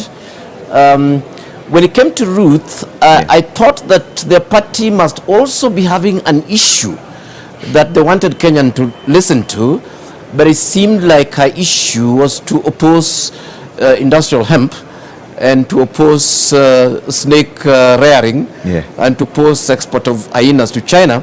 So Agano Party actually wasted our time and actually did not even use the platform for anything. Yes, but of course, I mean, what I'd hope to hear really was whether there was anything beyond you know, what we're hearing, the hemp and stuff like that. And I think Justina either tactically or otherwise chose not to discuss any of those things. Whether it's devolution, whether it's other, you know, issues around agriculture, whether it is, you know, youth employment, and all that. But on their single agenda of hemp, it was clearly put on the table. And my one suggestion to them is that they should not really campaign about anything else. The other things they can leave for Azimio and Kenya Kwanza. Let them focus on hemp and educate us accordingly. Okay. Dr. Baraza, you know, on the issue of the rule of law, Justina says judiciary is the one that is to blame. Because in her own words, money will be used to sanitize whoever is accused of any matter. Do you agree with those statements? That it's the judiciary that is to blame? Before I go to the judiciary, I want to support my colleague there about Justina and her hemp. Actually, come to think of it, I use an oil called Indian hemp for my head.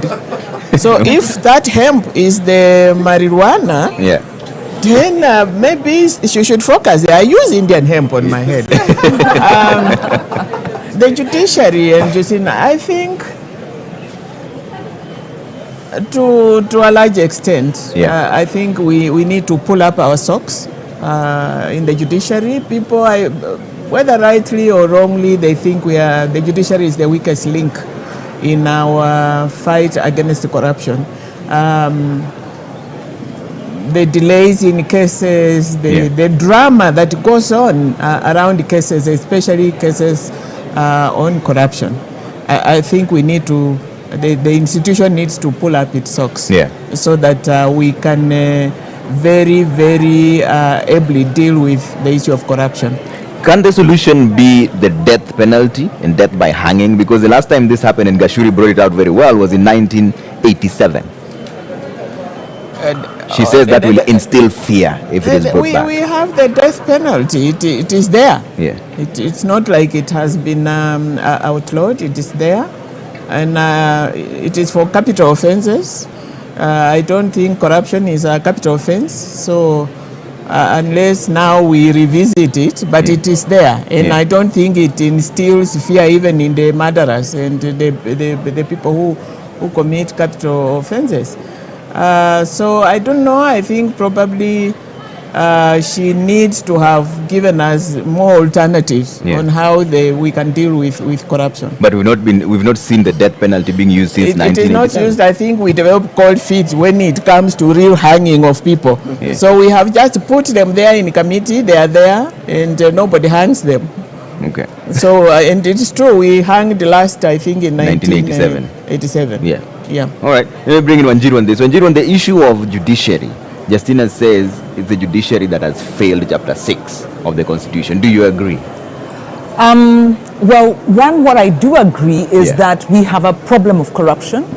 And what I like about these two parties, unfortunately, too much time was spent on the Bangi issue and not enough on the other issues.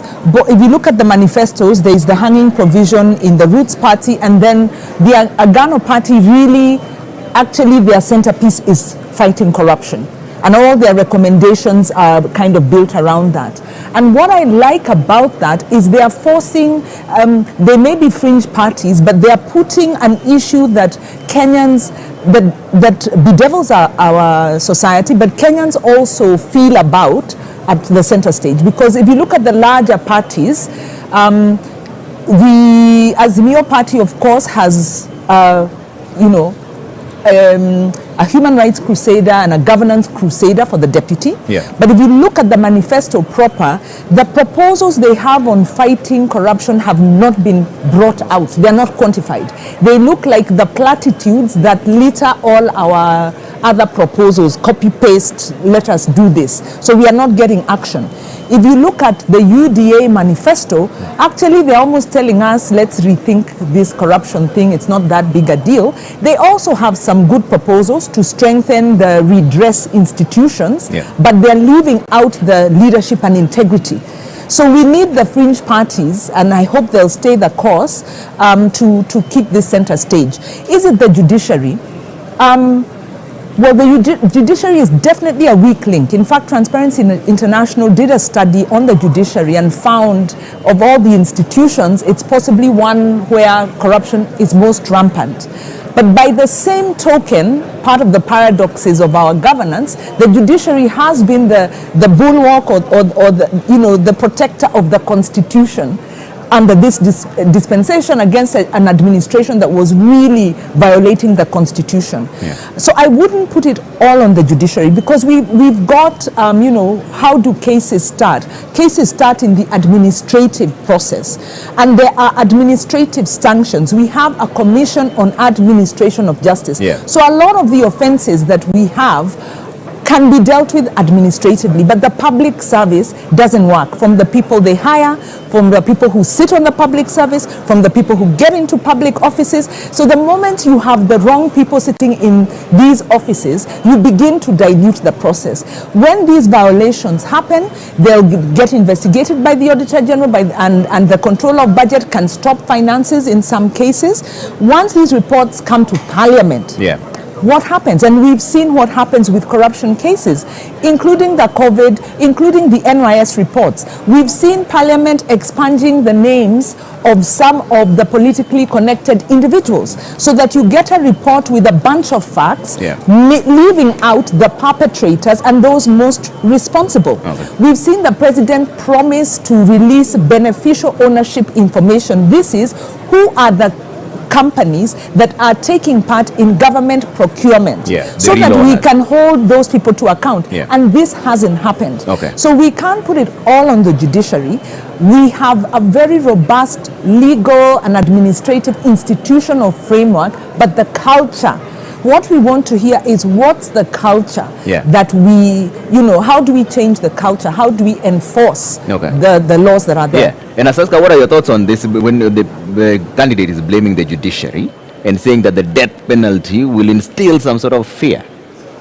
I'll agree with what Daktari and Wanjiru has mentioned, but I also don't want to 100% blame the judiciary, because our constitution is progressive, and the judicial systems are quite independent. So I think we're progressing, however slow, into having perfect judicial systems in place that deliver justice and fairness. So I wouldn't blame it 100%. No. So Prof, what are your thoughts on this? Is it the judiciary, is that the weakest link when it comes to fighting graft? Actually, that's nonsense. We know exactly the problem with the corruption in this country. Corruption in this country is a leadership issue. And it goes to what fellow panelists are saying there, that we do have enough administrative instruments to deal with this. If a president of the country is telling us that people are stealing in his government, whose responsibility is it to stop those people from stealing? It is not the judiciary. It is the president. And the president actually has adequate room in law to be able to replace people who are thieves and even who've been suspected of theft. I think if you look at the judiciary, if you look at Article 6 of the Constitution, I think that it sets a leadership standard. It sets a standard for public leaders. It is not just there actually for leaders who fail the criminal test.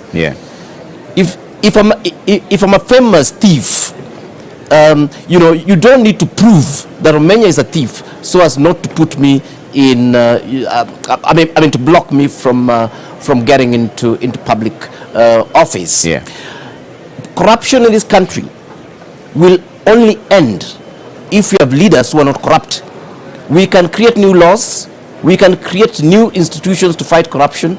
We can threaten to hang people. But, and not just in the country, we know that corruption in private sector is normally when the CEO is corrupt or condones the corruption. Corruption in counties is when those governors are actually corrupt or condone corruption. Counties that have not wanted, that have actually wanted to serve the public properly and ensure that public resources are used properly, they are being done, and it's not because of the judiciary. Yeah. The president, yes, and we've been told the president has promised us over and over again to tell us who are these beneficial owners of companies, who are running the SGR, who are in the expressway, and so on. Yeah. I'm happy to say on national TV that as far as I'm concerned, the president himself has failed that test to lead from the front. In fact, I actually think that the president and his deputy condone corruption. And that's why this animal will continue. As long as we keep electing leaders who condone corruption, we can cry whatever we want. We can point fingers. We can create 10 cases. But corruption will actually continue. Yeah. For me, it actually starts and ends with leadership. Okay, Nerima, what are your thoughts on that? I think just to add on what has already been mentioned, we need to talk about asset recovery. Yeah. The Kroll report did, mention, especially during Moi's regime, a lot of resources, ill-gotten wealth, was transferred to Swiss accounts. So in 2018, when the former President Alain Berset visited Kenya, he signed an agreement with President Kenyatta called FRAC, the Framework for the Return of Assets from Corruption and Crime in Kenya. Where did that go? What has happened with that? I think that there are frameworks in place in our country to make sure or to support our resources to come back in. Because as much as we're talking about corruption within, which is current, there's corruption from previous decades of mismanagement and terrible leadership and bad governance that we also need to talk about, that is overseas. And bringing these resources back, I think it's important for our candidates to highlight how they plan to do that, not just focusing on the judiciary. So I do agree that it has everything and a lot to do with leadership in place. Yeah, and Dr. Baraza, one of the things that she brought out is closely related to what Professor is saying. Justina said that it's Kenyans themselves who are to blame for bad leadership. Do you agree with that statement? Absolutely. Absolutely. We know corruption is rampant. We know what it is doing to us. But we are ready to vote in corrupt leaders. We don't condemn corruption. We are ready. Only we are the ones who vote in these fellows. And so I think to that extent she's right. And on the issue of the judiciary, I think, let me go back to it. It's just one of the many institutions. And there are instances of corruption in that institution, but that doesn't mean that the entire judiciary is to blame for corruption. I think all our institutions, the entire leadership of this country is responsible for corruption. Okay. And so I think to that extent, she's quite right. And Kenyans ourselves determine the kind of leadership that we want. And so if we elect corrupt people, we put them in place, and they come and play musical chairs on us. We are promised there is going to be a lifestyle audit. We are all ears out waiting for the lifestyle audit, and that is the surest way of finding out how we are making our money and who is making this money, and then it stops. We don't hear about it anymore, and we continue. Okay. And right now, I think our biggest problem is celebration of money. We don't care where money has come from. Our little boys and girls are driving the most expensive vehicles in this country. Our economy is a small economy. Yeah. Where are we getting this money from? We don't ask those questions. We are celebrating corruption. Okay. Wanjiru, is it the electorate that is to blame for all the mess that we are in? No, I respectfully disagree. Yeah. I think it is, sometimes we don't understand why some of these political decisions are made. When you look at, some of the candidates, like let's say Mike Sonko, he's been impeached in one, ran Nairobi to the ground, yet there's an indication that he may get acceptance in Mombasa had the court allowed him to do so. But I think those might be outliers and also might be ignoring the many factors. So many factors go into the voting decision. including the electoral process. If we had an electoral process in 2013 that had to be challenged up to the Supreme Court because there were doubts on the way it was managed, and if again in 2017 I went, voted, Kenyans went, voted, and the presidential result had to be annulled and overturned because the process was manipulated, with a weak electoral system, you actually impede the ability of the confidence of Kenyans in the electoral and the leadership election process, and the ability to remove bad leaders. Linked to the electoral process is the party nomination process, where you have maybe two bad candidates or two candidates implicated of corruption. They may be good in other ways, maybe then Kenyans don't really have a choice. The other thing is, like I said earlier, our civic education is actually a duty of government if you look at the law, but it hasn't been taking place. And you have to ask yourself, why did the Jubilee administration frustrate the civic education and civil engagement pillar of engagement? Because they did. They were deregistering institutions. They were refusing to allow development funders to fund civic education and voter education. So if you do not build up a critical consciousness among the citizens, what do you expect? They are going to fall privy to the lies and propaganda that the politicians peddle out. Last thing is, socially, the incentives work for corruption. Those who have fought corruption pay a very bitter price. Whether it's John Gidongo now paying 10 million for exposing the Anglo leasing, whether it was Jacinta Mwatela, who was hounded out of Central Bank for refusing corruption, whether it's David Munyakei, who exposed Goldenberg, and he died a pauper's death. So the social incentives favor corruption because the political elite are benefiting. So blaming the citizen is victim blaming.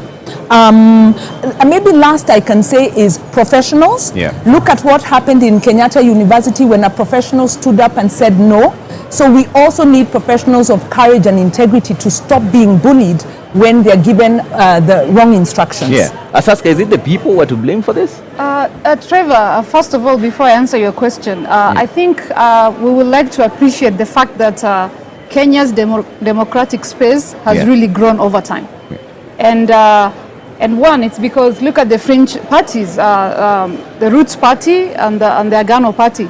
They have a huge space right now to explain to Kenyans what they really stand for and what they will bring to the table for Kenyans. And yes, you're asking me, is the corruption, are we to blame the electorate? Asaska, now I think you get one interruption also. It's fair play for everyone. We're going to ensure everybody's interrupted at least once. You can see now on your screens that the Azimio la Umoja One Kenya Alliance Deputy Presidential Candidate, Honorable Martha Karua, is now here, ready for the debate, which is starting in the next 30 minutes from now. It's going to take 1.5 hours, where they're going to outline the reasons why they're running for office and why they should be elected. Right after that, what is going to happen is they're going to take a ballot session. In that ballot session, whoever picks the first number is the one who will make the opening remarks first. I think she's accompanied by her family there. So once that happens, the second person is the one who will also make the closing remark second. That's Honorable Martha Karua coming in for the debate that's going to take place. You can send in your questions as well on 22843, and we'll cross over to them and find out whether she's ready for the debate that is about to kick off in the next half an hour. And Ken Mijungu is now standing right there with Michelle Ngele. Ken? Deputy presidential running mate under the Azimio One Kenya coalition just arrived 25 minutes to the debate. How are you feeling? I'm feeling good, and you can see I'm surrounded by my grandchildren. Yeah, she seems to want to say something. You want to say something? Hi, people. Are you ready for this debate? Very. Yes. All right. Say something. Hi. Do you wish her well? Okay. Yes. No, all right. Please vote for Azimio. All right, that is Martha Karua. She is the second candidate to arrive for this debate, setting the stage for the debate. Among many others, Kenyans expecting a heated debate, where amongst center stage will be how these candidates will implement their manifestos. Trevor. Thank you, Michelle and Ken Mijungu there, speaking to the deputy presidential candidate for the Azimio la Umoja One Kenya Alliance. Honorable Martha Karua has just walked into the podium. The debate kicks off in the next half an hour from now. They'll first go into the balloting session where they pick their numbers. That will determine who will make the opening remarks and who will be the first one to make closing remarks as well. But as Aska, we are talking about now, we have to switch gears. As you finish your talks on that, let's now talk about the one that's coming, the debate that's coming. What are your expectations for this particular debate between Honorable Rigathi Gachagua and Honorable Martha Karua? Yeah. First, before we jump into that, can I finish on the corruption? Yes. Thank you, Trevor. So in regards to corruption, I think one thing that I want to bring it out is an overall lack of commitment to fight corruption. Yeah. And it begins from our household level all the way to the top leadership. I think it's time for us to be serious about corruption, for us to face corruption head on, because I think we're losing a lot of money to corruption and it needs to go to better use. Okay. And the other issue is, are we blaming the 22 million voters? No, yes. In one way, yes, we vote to people we know, most likely experienced politicians. As much as we have the fringe candidates, we feel like we go with who is famous and who we know based on our tribal and ethnic lines. Yeah. So yeah, changing gears here. Okay. What I expect on the second time of the debate is on both Kenya Kwanza manifesto and the Azimio manifesto, they really have some impressive commitments, and one of it is enhancing devolution. Yeah. I want to see how well they're going to articulate the issue of devolution, particularly increasing the shareable county revenue. And the other thing is both parties are huge on social protection as a development policy. And one good example is the 600 Kenya shillings cash transfers to the most vulnerable community members. 6,000. 6,000, yeah.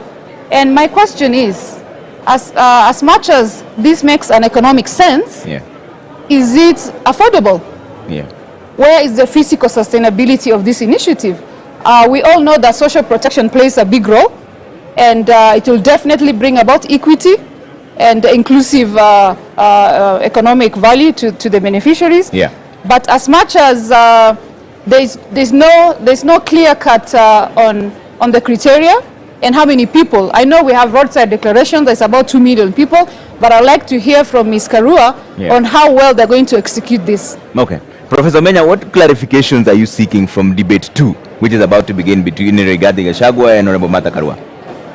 Yeah, thank you. I think we are really looking forward to this debate, and one of the major issues we have looked at the manifestos of the two parties. One is called a plan, the other one is called a manifesto for Azimio and for Kenya Kwanza. And the question really that I'll be interested in those candidates are answering is, what problem are they trying to solve? Yeah. What is ailing Kenya?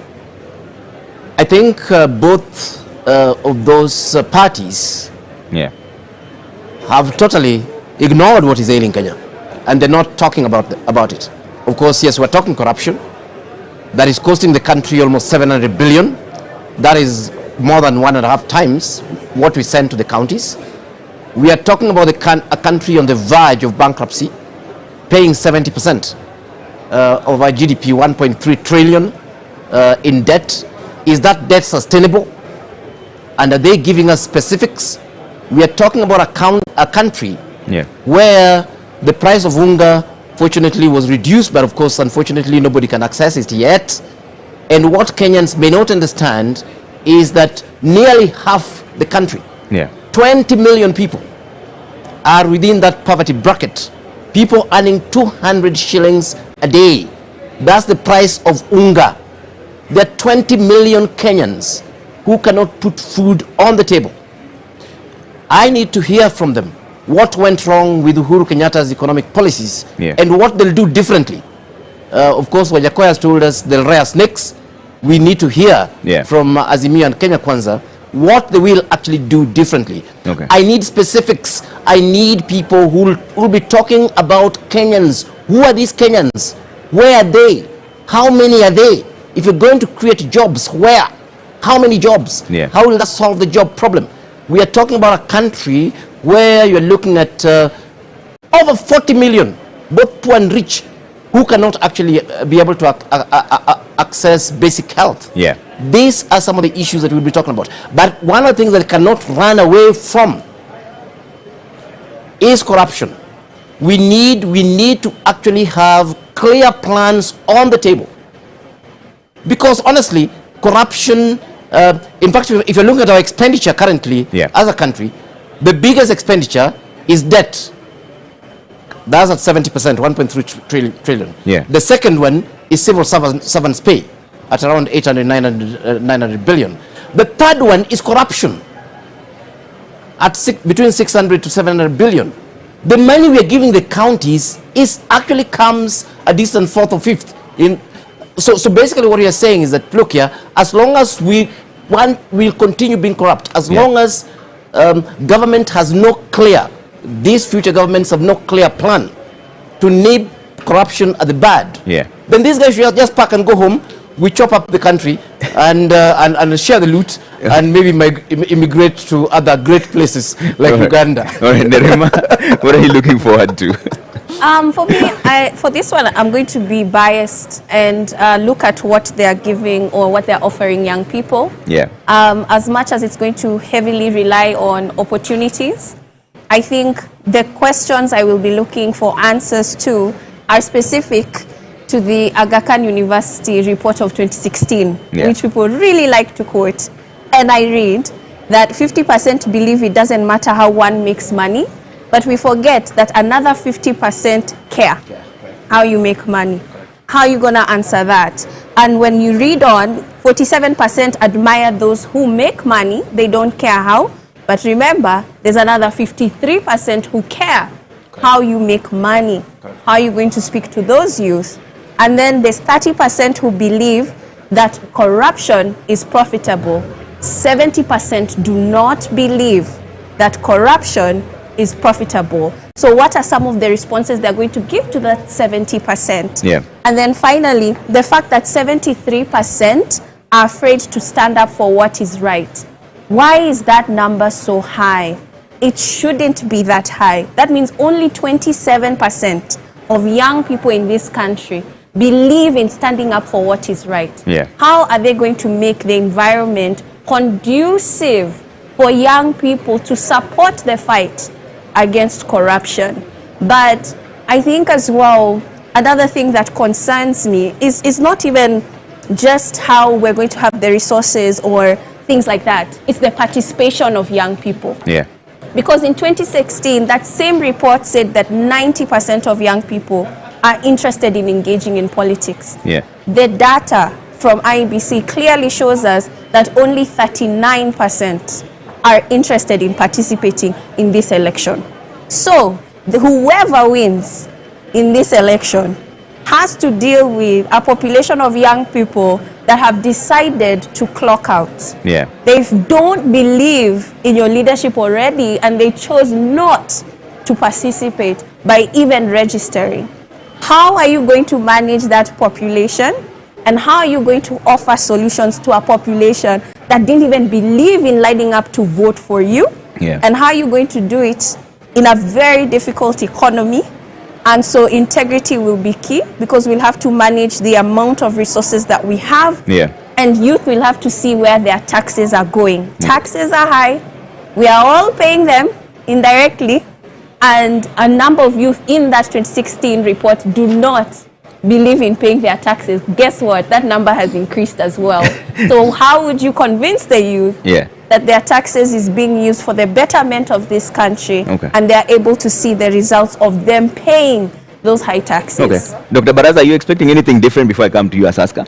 Are you expecting anything different for debate 2, which is about to kick off? Yes, of course. Yeah. Very, very concrete strategies on how they are going to deal with these issues that touch very directly on Kenyans.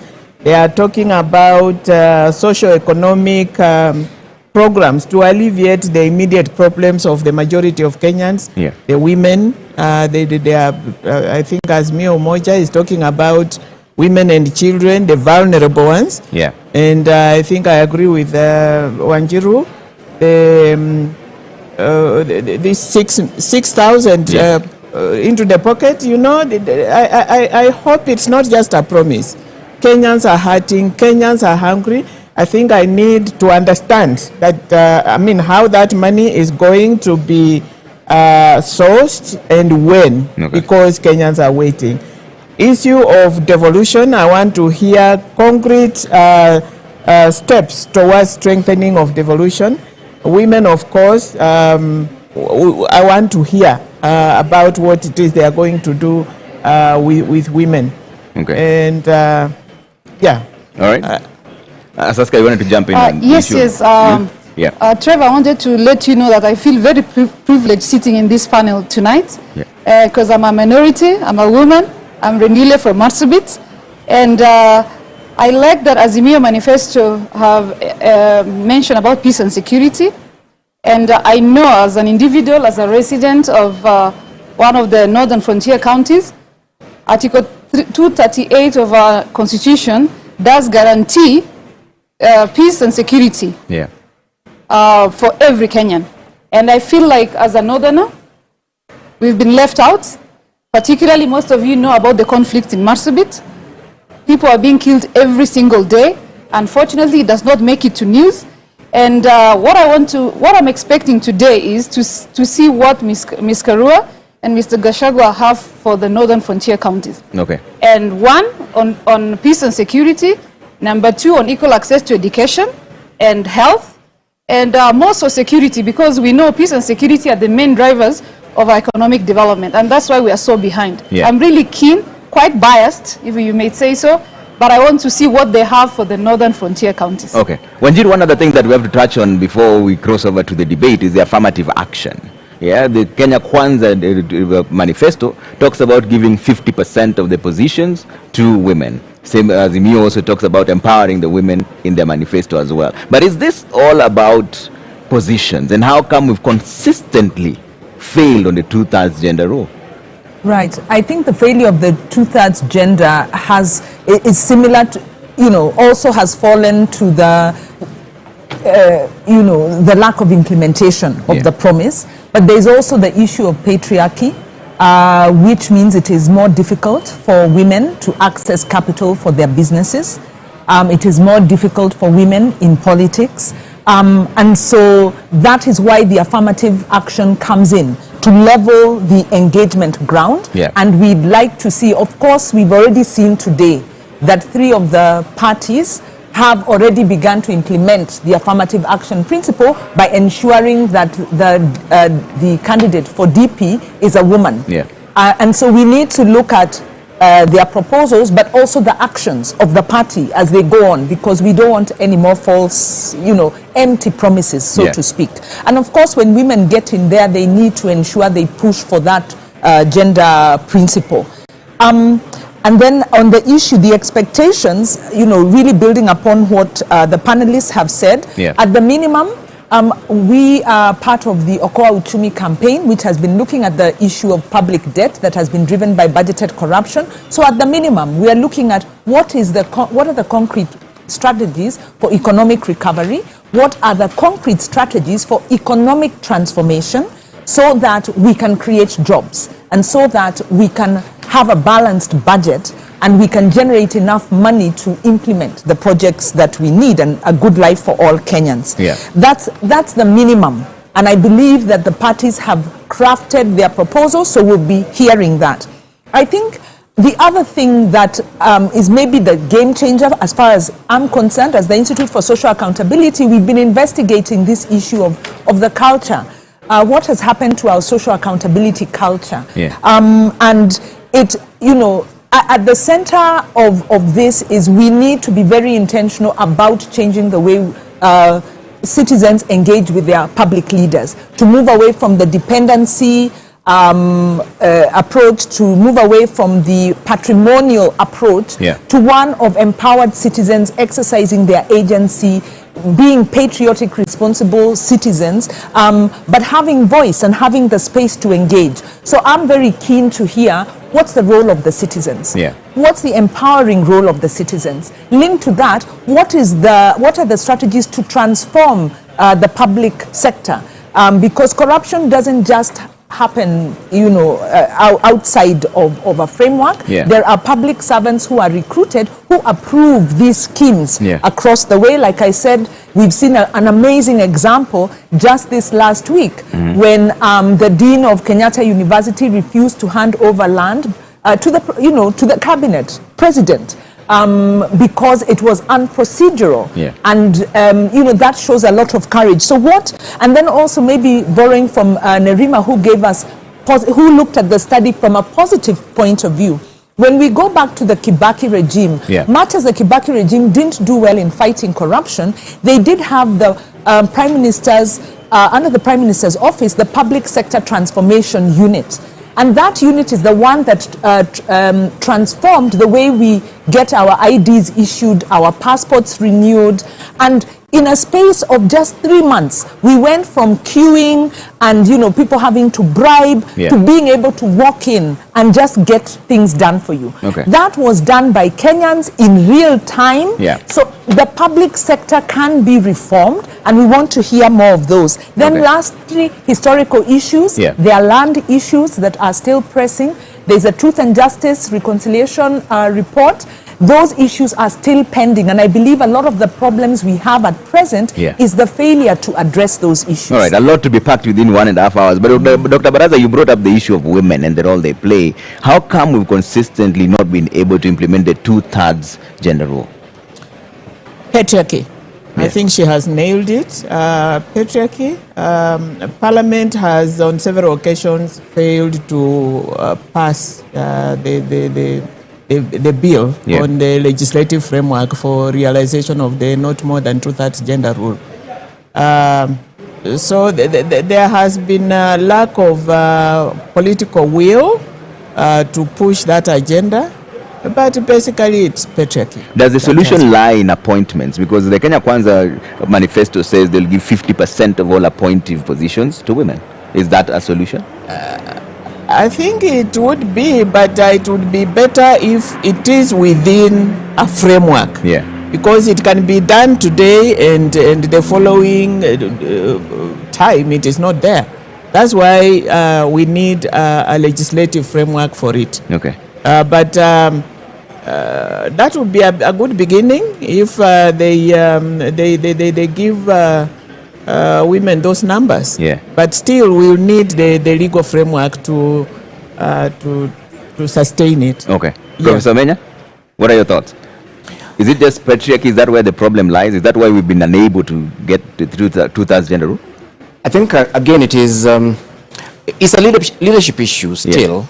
And I agree 100% with Dr. Baraza on this one, that the leadership that we have been given, look at this thing as tokenism. I think it is quite possible to implement this within the existing frameworks we have if parties actually put mechanisms within the party themselves. I mean, one obvious example would be to use party lists. And within the party list, you ensure that, the different genders are represented accordingly, so that if a particular gender quota is down, then of course you go for the other gender. Yes, but of course we know that they are not interested in doing this. The day they would be, it will actually reflect. It's very, very easy to do. We have very many competent Kenyan women. And let me say on air, without any fear of contradiction, that in the architecture department at University of Nairobi, where I was, we are almost reaching gender parity. 50-50 on the students. But it's because we believed there was nothing wrong with a Kenyan girl in terms of studying architecture, and we went out to schools and talked to them, and they came not on affirmative action. They came on competence. We have enough competent Kenyan women. In fact, I think the problem is the other way around, that we have so many incompetent men occupying positions, and you can't figure out why. Yes, so I think it is political will. And on this one, I believe that, in fact, the political parties and government must be forced using legal frameworks to actually realize gender parity as was envisaged in the Constitution. Yeah, but Nerima, what are your thoughts on this? Because there's someone who complains and says that the critics say that even those same appointments that we're talking about tend to be very skewed, and it's more about a political reward for political loyalists rather than the people who are competent. There's a sense of that, but also this time it's a little bit different because party lists have been rejected. The parties had tried to put in individuals as favors, people who had stood for elective seats and lost them in the primaries, for instance. And, you know, IBC was very, very clear in ORPP. And so when they submitted them, they were rejected, and they've been given a timeline within a week, which is ending this week, to submit a new list. So we have seen the challenges in the space, and the right institutions are working toward fixing those challenges. But I also feel that the public doesn't quite understand the role of women representatives. Nerima, I have to interrupt you one more time because we're crossing over to the balloting session now. This is an important session. Let's see what's going on there with Nimrod Tabu and was taking us through that. Hi, basi. Naam, asante sana Trevor. Bila shaka kama tulivyofahamu katika awamu ya kwanza, Mheshimiwa Rigathi Gachagua yuko hapa, Mheshimiwa Bi Martha Karua vile vile, wote wamefika hapa, ugombea mwenza kutoka Kenya Kwanza na vile vile Azimio. Tutafanya kama tulivyofanya desturi ya kwanza, nitawaruhusu mmoja achukue kijikaratasi na mwingine. Asante sana. Halafu tuwaonyeshe watazamaji, yule atakayekuwa kwanza basi atakuwa ni wa kwanza kuingia katika jukwaa na kuweza kujitambulisha na kupata fursa ya kujibu swali la kwanza. Asanteni sana na natakia kila laheri katika mdahalo wa leo. Asante mtazamaji na kurudisha kwake Trevor. Thank you so much. Point, because the balloting then means whoever picked the first number is the one who will make first opening remarks and will be the first to make closing remarks as well. So that will be Honorable Rigathi Gachagua of the Kenya Kwanza team who will make the first opening remarks and also the closing remarks. Yes, Nerima, you're coming to you before we cross over to the debate which is about to begin in the next 3 minutes. Yes, I think that one way to debunk a lot of these positions is understanding the roles of them. And for women representative, I feel a lot of people complain about that position because they don't necessarily understand the role of women representative. Because a lot of people come to me and say, how much does she get? What does she even do there? Is it even necessary? I wish we would ask the same questions about our members of parliament across the board and ask them evenly so that we have the right people representing us and understanding how important it is to have people who qualify to represent us. Yeah, but as a young person, Nerima, what inspires the youth to vote? Because there are those who claim now, just like Justina just said, that it's the people who are electing the wrong leaders. What inspires them to vote? They have to be able to recognize an individual who identifies with them and their issues. I see a lot of youth who follow people that they feel are speaking sense to them. All right. I have to take a quick break now. When we come back, it's time for debate number 2 between Honorable Rigathi Gachagua and Honorable Martha Karua. That will be moderated by Sophia Wanuna and James Smart. Stay with Deputy Presidential Debates.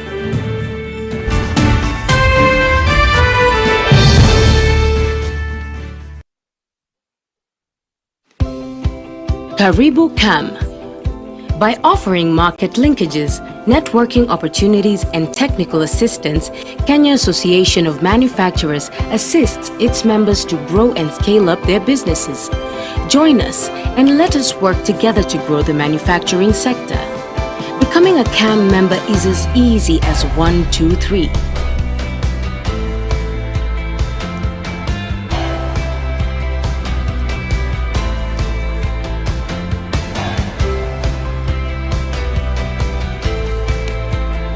Kenya Association of Manufacturers, driving global competitiveness.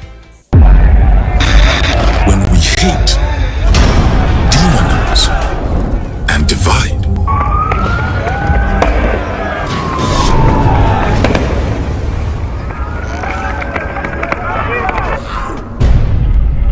we become them and us. But when we unite in solidarity, na mauaji ya kiolela yanayofanyika katika mitaa yetu duni, compassion and respect, our actions become more powerful.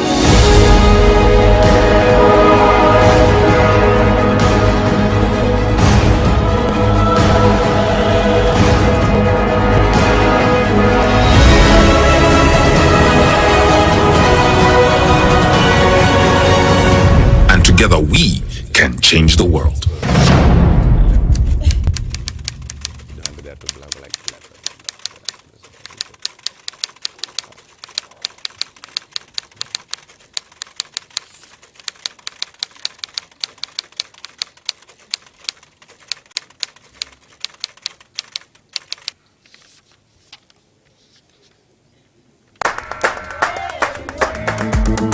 I think the most important quality of a leader is wisdom, so that the decisions that are being made now, he knows how, it's like a chess player who sees 10 moves ahead. Unajua wakati ambapo mlipa ushuru wake, anataka aone angalau kazi ya pesa yake ambayo anailipia. Hii pesa tunaamini kwa zinaishia kwa mifuko za watu binafsi. I think it's important that wealth is declared frequently, and if people have found ways to accumulate wealth very quickly, absolutely good for them, as long as, of course, that is done honestly and ethically. We need leaders who are well educated to understand the challenges that we face in the modern world. Kwa mfano, mtu mwenye amesomea ukandarasi wa barabara, mkiwa na kiongozi ambaye amesomea hiyo taaluma, una uhakika kwamba barabara za eneo lako zitakuwa zina usimamizi mzuri.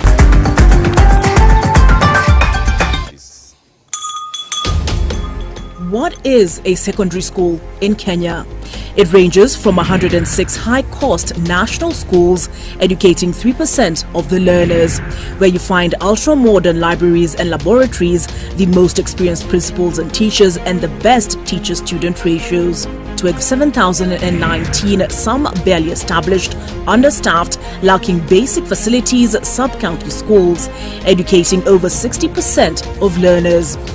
Given that KCSE is the most consequential examination in our education system, isn't it fair that we level the ground for all learners to excel by narrowing the capacity gaps between the worst and best schools to deliver quality education?